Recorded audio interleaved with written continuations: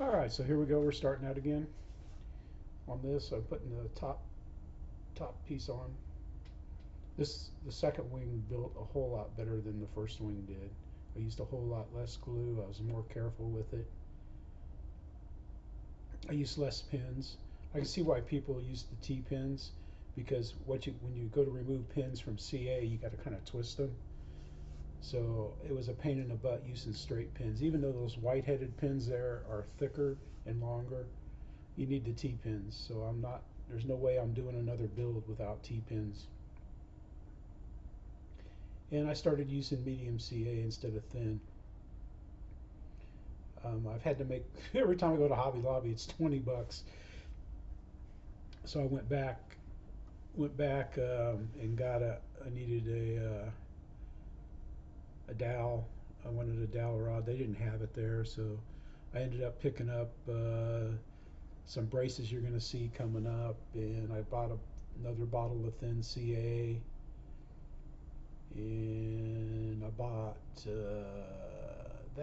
and a candy bar. I got that from Hobby Lobby. I got a almond Snickers bar because it was lunchtime and I wasn't going to eat lunch. So that's what I got for lunch was that right there. So it's coming up. Putting the leading edge on here. I wasn't going to use CA here, but I went ahead and used the medium because the medium gives you some work time.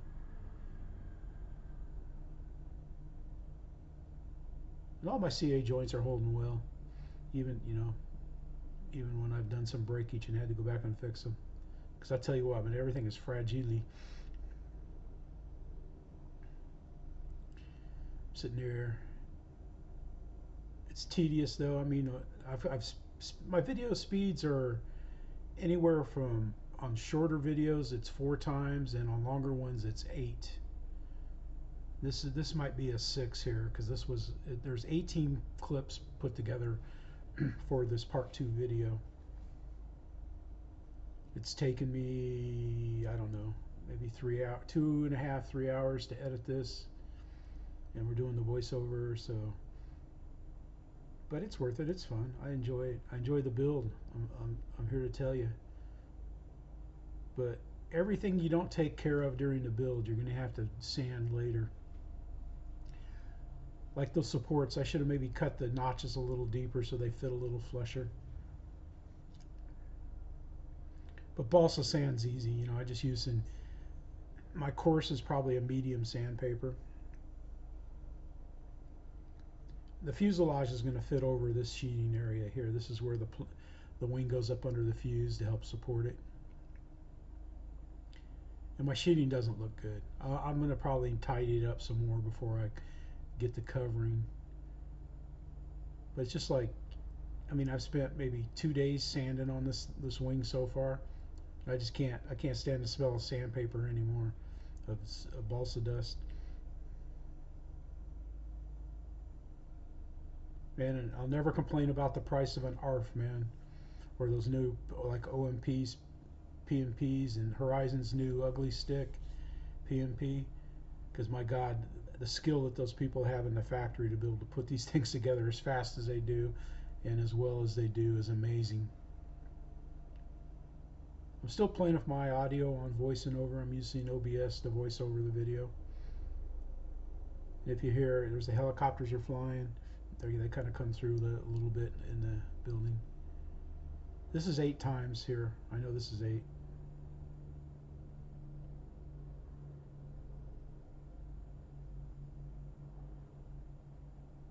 I wish I could work that fast. That's how fast the people in the factory work. There's plenty of videos on them building planes in Vietnam and in China. Those workers are amazing, man. They've got skills. I'm telling you that right now. Cliff Harvey, he builds this fast. This is how fast Cliff builds at normal speeds. Cliff Harvey RC.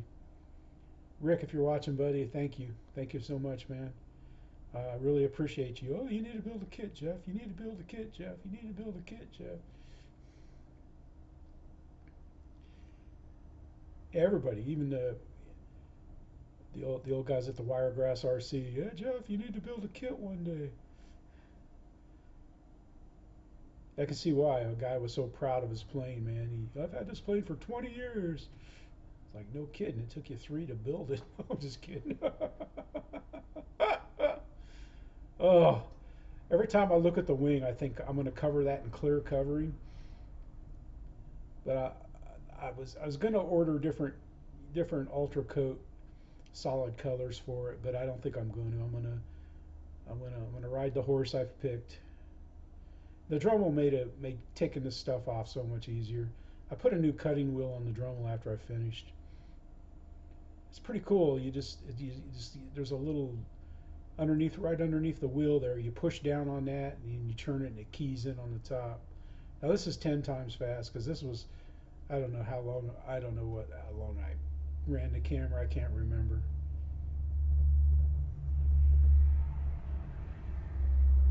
Sand, sand, sand, sand, sand, sand, sand, sand, sand. Now that's a medium, probably a medium grit sandpaper on that sanding block there. Maybe not quite a medium, maybe like a coarse fine. And getting that wax paper off that first wing, oh my God, that took forever to get that off. Because it wouldn't really sand off. Now putting the wing caps on, they fit perfect. Which but which I was kind of surprised. Had a little bit of a problem here with my foam tack. I got a solid in there. I got to fish out. That bottle's probably 3 years old, 4 years old. So I've got my 1295 out of it, and it's just a little solid. It's probably the shape of the nozzle there. Now it took a long time to cut these wing slots out of both wings. The wing joiner there, it sets the dihedral. So it has to, I should,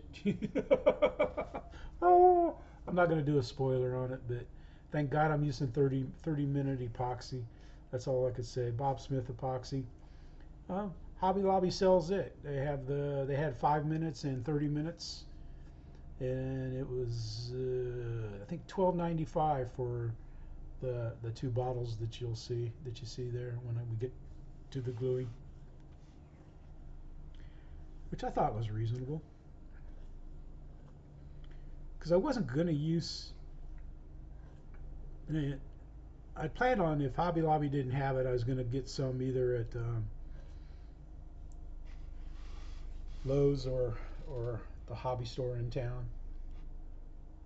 Like I said, I took my time. Yeah, I had to go steal a fingernail file from Linda. I get the flashlight. I'm trying to figure out what it's hitting. And what it's hitting is that end cap didn't exactly go on perfect there on the first wing. That's the problem, because that's the one where I glued the end piece on wrong. That's the second wing where I glued it on wrong. So it messed with the alignment, so I had to fix the alignment. Because luckily that wing brace goes in, it's against one of the supports. I mean, there the wing's looking pretty good. I'm ready to start gluing.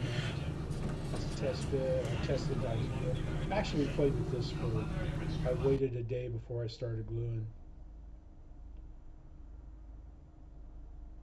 And I've been working on this most of the week, off and on. It's been raining every day, so I've just been fiddling around in the hangar on planes, getting all the videos ready that I've been putting up lately. And this makes me mad here, right here. That right there. What did I just do? I put that in upside down. Those are nice. I'm telling you about those for $4.95. I'm just glad I didn't wait for the epoxy to dry. I was going to wait till that piece dried and then I get this up. And I've lost the end of the video here, but we see everything. There I noticed like, oh God, I don't have dihedral. And as soon as I noticed right there, I said, oh no. I said, oh no, I got to reverse everything. Like I said, thank God for 30-minute epoxy.